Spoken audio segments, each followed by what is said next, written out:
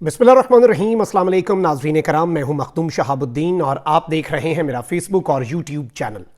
उम्मीद करता हूं आप सब लोग बखैर वाफियत होंगे और जहां भी होंगे अपने अहले खाना समेत खुश भी होंगे और महफूज भी। नाज़रीन कराम, इस वक्त एक जानिब तो सुप्रीम कोर्ट पर और चीफ जस्टिस पर बाज़ाब्ता तौर पर शब खून मार के उनके इख्तियारात पर कदगन सिर्फ और सिर्फ अपने मफादात की खातिर लगाई जा रही है। वहीं दूसरी जानिब जस्टिस काजी फाइज ईसा ने फैसला दे दिया है कि अज खुद नोटिस के जितने केसेस हैं वो मुअख्खर हैं। चीफ जस्टिस देखते रह गए और जस्टिस साहब जो हैं काजी फाइज ईसा, उन्होंने अपना फैसला दे दिया। अब यहां पर सदर मुमलिकत commander in chief of the armed forces ने एक बहुत बड़ी बात कह दी है।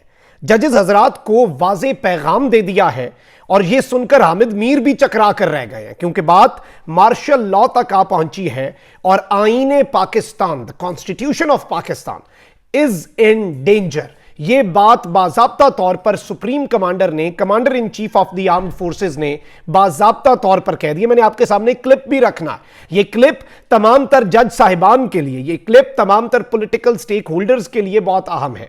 और इस सब के अंदर आपको पता है 3-4 बड़ी डेवलपमेंट्स भी मैं आपके सामने रख देता हूं, क्योंकि इस वक्त एक जानिब जी नून लीग की चीफ ऑर्गेनाइजर और नाइब सदर जो हैं मरियम नवाज ने कहा है कि इमरान खान के सहूलतकारों को पैगाम है कि यह पाकिस्तानी अदलिया है, यह आपका जॉयलैंड नहीं है। और इन्होंने वही सारे के सारे मामलात के जो इन्होंने एक प्लान किया हुआ था ना कि इन्होंने मुकम्मल तौर पर पाकिस्तान की जो अदलिया है उसके ऊपर हमले करने हैं, इन्होंने पाकिस्तान की जो जुडिशरी है उसे अंडर प्रेशर लाना है, उसी चीज को आगे लेकर आज मरियम नवाज बढ़ी हैं। और जाहिर बात है कि इस वक्त जो ये हिम्मत दिखा रही है ना गवर्नमेंट, आप देख लें कि एक और अपडेट मेरे पास है। सेनेट का इजलास कल 10:30 बजे बुला लिया गया है। इस इजलास का एजेंडा भी जारी कर दिया गया है। एजेंडे के मुताबिक सेनेट के इजलास में supreme court practice and procedures bill जो है वो पेश किया जाएगा। सेनेट इजलास में वकला की फलाह और तहफ्फुज का बिल भी पेश किया जाएगा, जबकि पाकिस्तान में मैरीटाइम जोन बिल भी पेश किया जाएगा। जो इंपॉर्टेंट चीज है, जारी बात है, वो नाज़रीन कराम यही है कि इस वक्त जो सूरत हाल बन चुकी है वो ये है कि इसके अंदर जो सुप्रीम कोर्ट के रूल्स और प्रोसीजरल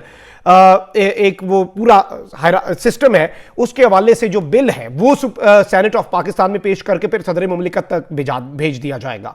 अब आप देखें कि एक जानिब ये सब कुछ किया जा रहा है, ये इतनी दीदा दिलेरी, इतनी हिम्मत क्यों दिखा रहे हैं? क्योंकि इन्होंने देखा कि एक फॉल्ट लाइन है, इन्होंने उस फॉल्ट लाइन को एक्सपोज किया, इन्होंने लोहा गर्म देखा, इन्होंने उसके ऊपर वार कर दिया। जस्टिस मंदोखेल के जो रिमार्क्स हैं, उनका जो एक फैसला है 27 सफात पर फैसला, पाकिस्तान की नहीं बल्कि पूरी दुनिया की जुडिशल हिस्ट्री के अंदर शायद पहली दफा हो कि 5 रुकनी बेंच में फैसला 4-3 का हो कि 7 बंदे फैसला दे रहे हो, एक 5 रुकनी बेंच जो कि रिकॉन्स्टिट्यूट हुआ, एक नया बेंच तश्कील हुआ। बेंच में चेंजेस नहीं हुए। जब भी बेंच टूटता है तो नया बेंच बनता है, चाहे उसमें से एक बंदा निकले या 10 बंदे निकले।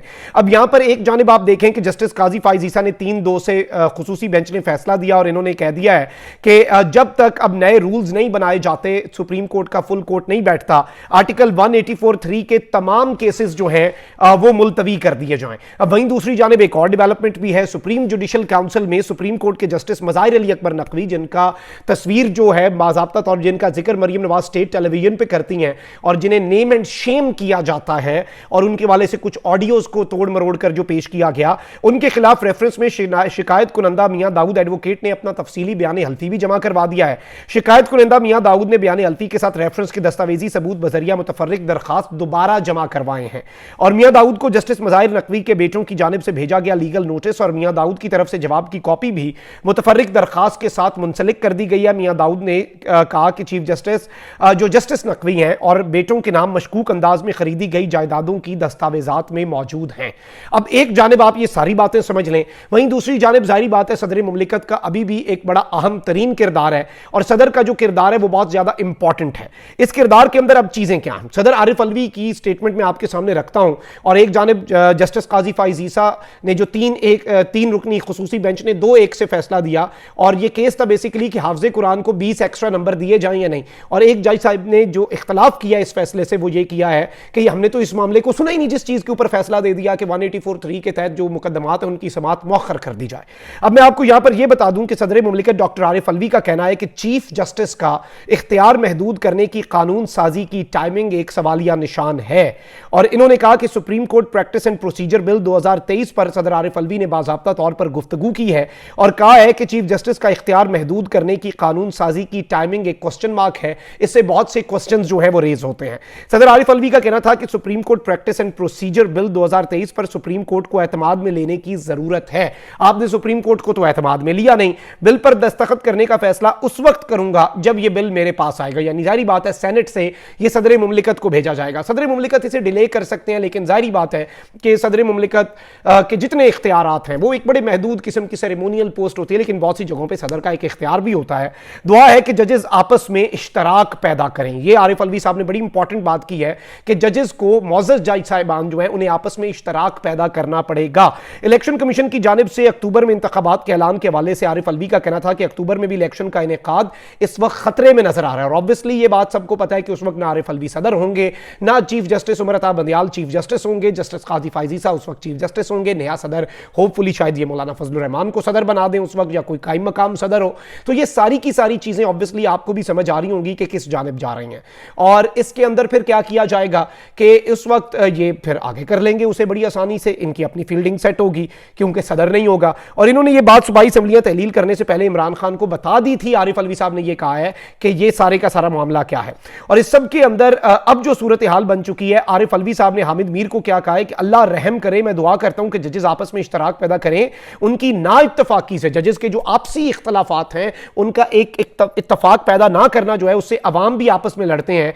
मुझे लगता है कि अक्टूबर 2023 में भी इलेक्शन नहीं होंगे। इस वक्त कॉन्स्टिट्यूशन ऑफ पाकिस्तान, यानी कि जो आईने पाकिस्तान है, पाकिस्तान का जो मुकद्दस आईन है, वो इस वक्त खतरे में पड़ चुका है। आप आरिफ अलवी साहब की जरा ये गुफ्तगू सुने कि इसमें उन्होंने मार्शल लॉ तक के सवाल में, और हामिद मीर के आसान खता हो गए ये बातें सुन के कि ये supreme commander of the armed forces बात कर रहे हैं, ये कोई तज्जियाकार बात नहीं कर रहा, ये कोई सियासतदान बात नहीं कर रहा, ये कोई कंसर्न, ये आर्म्ड फोर्सेस के भी सुप्रीम कमांडर हैं, ये रियासत पाकिस्तान के सरबराह हैं, ये बहुत से मामलात के अंदर बैठे रहे हैं, ये ताकतवरों और इमरान खान को बिठाने के अंदर भी इन्होंने एक किरदार अदा किया है। और जाहिर बात है इनका वो किरदार इन्हें अदा करते अभी रहना चाहिए। और इस सारी की सारी सूरत हाल के अंदर अब कुछ क्या सूरत हाल है वो देखते हैं कि किस तरह का रुख इख्तियार करती है। आप जरा नाज़रीन किराम पहले ये सुने। बस अल्लाह रहम करे। मैं दुआ करता हूं कि जजेस जो हैं वो आपस में इश्तराक पैदा करें। बेइंतहा ज़रूरी बात कह रहा हूं आपसे, आपस में इश्तराक पैदा करें। उनके इंटरनल जो कैफियत मंजर आम पर आती हैं तो उनके फैसलों के ऊपर फिर वो कंसेंसस नजर नहीं आता। जब कंसेंसस नजर नहीं आता तो अवाम उससे उन्हीं फैसलों पर लड़ती है फिर, है ना। तो उनको कंसेंसस आना चाहिए। आइन इज अंडर थ्रेट। बल्कि जब इमरान खान साहब प्रोविंशियल असेंबली डिसॉल्व नहीं की थी उन्होंने, तब से मैंने इमरान खान साहब से भी कहा, पब्लिकली कहा, 4-5 महीने पहले की बात है, मैंने उनसे कहा कि यार मुझे तो ये लगने लगा है कि अक्टूबर के इलेक्शंस भी अंडर थ्रेट है। अक्टूबर 2023 के? हाँ, मैं समझता हूं कि अब भी पाकिस्तान के अंदर खतरात मंडला रहे हैं। मार्शल लॉ का खतरा मौजूद है। बस अनडेमोक्रेटिक, जब जमहूरियती फोर्सेस आपस में लड़ें तो अनडेमोक्रेटिक फोर्सेस का रोल बढ़ जाता है। डेमोक्रेटिक फोर्सेस अगर आपस में लड़ती रहेंगी, जमहूरी कुव्वतें जो हैं वो अपने मसाइल हल नहीं करेंगी, तो गैर जमहूरी कुव्वतों का किरदार बढ़ता जाएगा। सदर आरिफ अलवी से जब पूछा कि मार्शल लॉ का खतरा है, उनका यही बात है, मतलब जाहिर बात है गैर जमहूरी कुव्वत और क्या होती है, गैर जमहूरी कुव्वत का और तरीक़ाकार क्या होता है। और जाहिर बात है कि जब आप एक खलापुर करते हैं, आज सदर आरिफ अलवी ने जज साहिबान को, तमाम पॉलिटिकल स्टेक होल्डर्स को एक मैसेज दिया है कि इसी तरह अगर जुडिशरी लड़ती रही, इसी तरह अगर जज साहिबान जो है वो इत्तफाक ना पैदा करते रहे, और ये ना इत्तफाकी ये पूरे निज़ाम के लिए खतरा है। मैंने ये बात बार बार कही है और ये बात पता नहीं क्यों नहीं समझ आ रही कि ये सिर्फ चीफ जस्टिस उमर अता बंदियाल को कंटेन करने के लिए तो नहीं है, ये तो जस्टिस काजी फायजी साहब के ऊपर भी एक तरह से कदगन है। और ये बिल्कुल होना चाहिए, मैं समझता हूँ वन मैन शो तो कहीं पर नहीं होना चाहिए। एक बंदा फर्दे वाहिद क्यों पूरी तमाम तर चीज़ों को अपने हिसाब से देखे और किस तरह के मामलात करे। सो मैं आपको ये बता दूं कि इस सारी की सारी सूरत हाल के अंदर अब जो सिनेरियो बन चुका है, इसके अंदर खतरात बढ़ते जाएंगे। और ये जो खतरात हैं ये मुल्क के लिए, निज़ाम के लिए, अदलिया के लिए और जमहूरियत के लिए, पाकिस्तान के अंदर डेमोक्रेटिक प्रोसेस के लिए, क्योंकि इलेक्शंस करवाए नहीं जा रहे।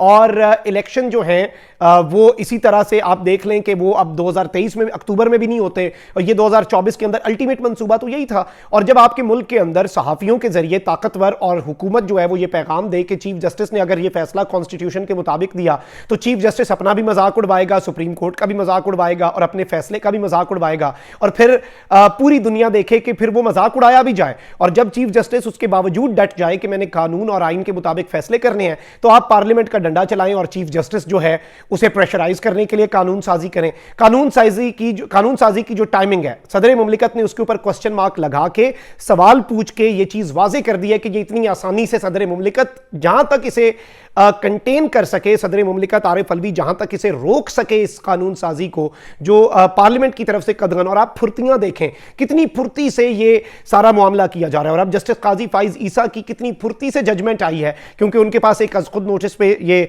हाफिज़े कुरान को 20 नंबर वाला केस चल रहा था और इस केस के अंदर भी उन्होंने, अब वो जस्टिस साहब ने यही तो इख्तलाफ किया है ना, मुअज़्ज़ज़ जज साहब ने, जो 2-1 का फैसला है। काजी फाइज ईसा साहब ने कहा कि जब तक अब सुप्रीम कोर्ट अपने नए रूल्स नहीं बनाता 184(3) के तहत जो चीफ जस्टिस ने खुद नोटिस लिए हैं उन सब की समाअत को रोक दिया जाए। चीफ जस्टिस के पास कोई खुसूसी बेंच बनाने का इख्तियार नहीं है और ये सारी चीजें। और वो जज साहब ने कहा केस हमने सुना कोई और, फैसला हमने किसी और चीज का दे दिया है, हमें तो इस चीज को अगर फैसला देना है तो हमें इस चीज को सुनना चाहिए। उन्होंने इससे इख्तलाफ नहीं किया, वो कह रहे हैं ठीक है अच्छी बात है, हो सकता है वो भी इस चीज के ऊपर इत्तफाक करें कि ये रूल्स बनाने चाहिए, सुप्रीम कोर्ट को अपने रूल्स को रीथिंक करना चाहिए। लेकिन जाहिर बात है इससे बहुत से क्वेश्चंस रेज हो रहे हैं और ये क्वेश्चंस जो हैं ये निजाम के लिए, ये पूरे सिस्टम के लिए, ये पूरे के पूरे सिनेरियो के लिए बहुत खतरनाक साबित हो सकते हैं। और इसके अंदर अब देखना पड़ेगा कि ये मामला और ये ऊंट जो है ये आखिर आगे चल के किस करवट बैठता है। कमेंट सेक्शन में राय का इजहार जरूर करें। अपना बहुत ख्याल रखें। अल्लाह निगहबान। पाकिस्तान जिंदाबाद।